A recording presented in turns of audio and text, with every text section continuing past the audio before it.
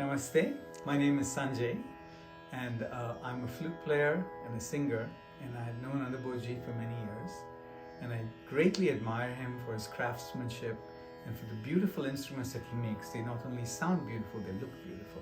So here's an E flute made by him, here's a D flute made by him. They're really grand instruments. There are three things I'd like to draw your attention to today in the flutes that he makes. The first one is just the sound, the sheer beauty of the sound. I have a flute here made by a Californian flute maker that I'm going to play as an introduction.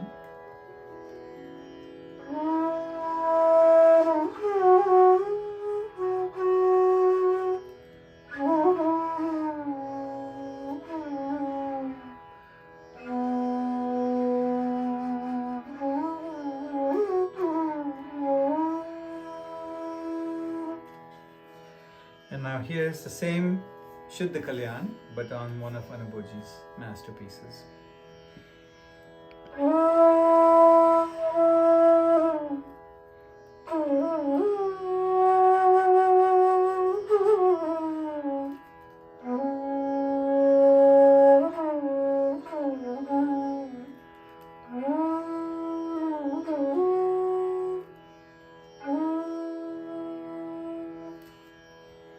This flute has such a much more velvety, rich sound. There's so much depth, and it has so much dynamic range. I can go from soft to loud to really loud.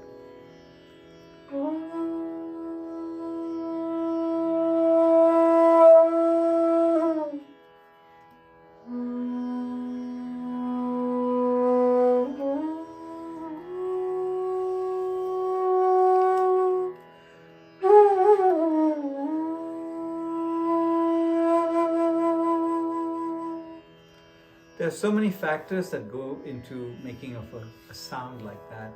One is a kind of bamboo.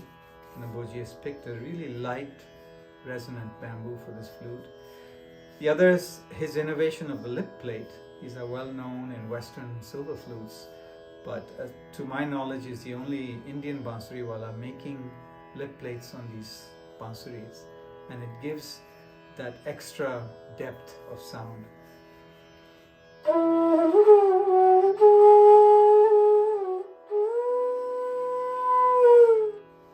Here you see the use of the thumb pancham, and this is an example of a flute being customized for a player. I happen to have developed for myself the use of this thumb pancham, which makes ragas like Shuddha Kalyan so much more effective and expressive. And he has made this whole in a place where it fits my hand, the way I hold the flute, and it gives me so much more expressiveness in all the ragas that use Tivra Madhyam.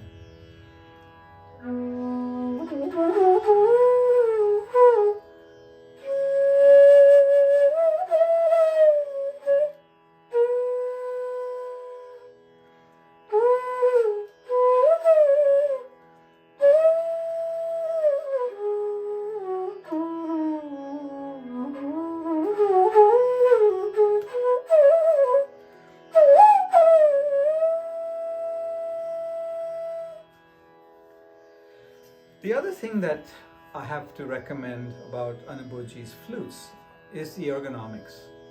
Anubodh pays great attention to making the flute more playable, which means that he makes adjustments that would help the player hold the flute, but not necessarily make the flute look regular. For example, most flutes made by other Bansuriwalas have these holes in a straight line. If I show you my D flute, then you see that these are not in a straight line. And what this means is that the left hand, the holes on the left hand are angled so that it's easier to hold. The holes on the right hand are also angled in the opposite direction to make them easy to hold. The consequence is I have a flute that, even though it's a D, is as easy for me to hold and play as this E flute.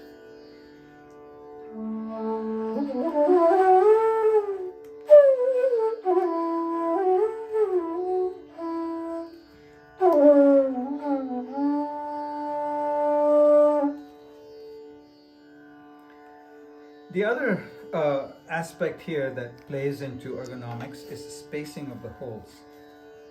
Here I'm comparing Anubodh's flute with another flute, and you can see that they're both E flutes. You can see that the holes on this other flute are much further apart than the holes on the E flute. What this means is that I have to stretch my fingers even more to play this instrument, and this actually becomes, for my hand, it's the limit of how far I can keep my fingers. What's interesting is to compare Anubodh's D flute with this E flute, and you find that the holes on the D flute are actually even closer than the holes on this E flute, which says that I can play this D flute with more ease than I can play this E flute. Well, the last thing I have to say is just aesthetics. His flutes are just beautiful to look at. Look at this gorgeous flute with these yellow and purple bindings. This purple is such a regal, rich color. These flutes are just so beautiful. The bamboo is straight and it's just gorgeous. And there's his little signature branded onto the flute. Just adds to the aesthetics.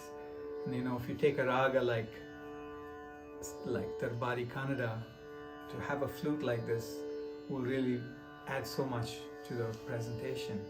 Playing this magnificent, regal, majestic raga, and then having this regal, majestic flute in your hand. So I'll play a little Darbari Kannada.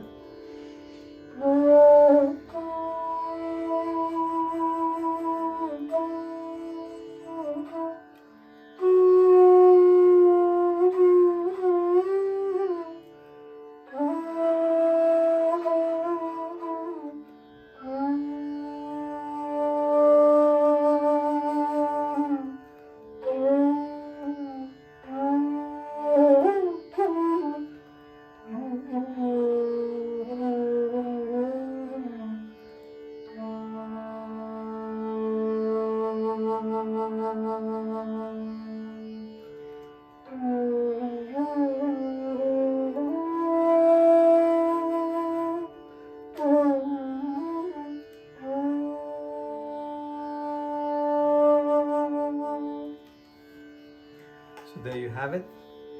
Beautiful flutes made by a human being with great sensitivity, artistry, and an engineering mind that he brings to the design and production of these exquisite instruments. Namaste.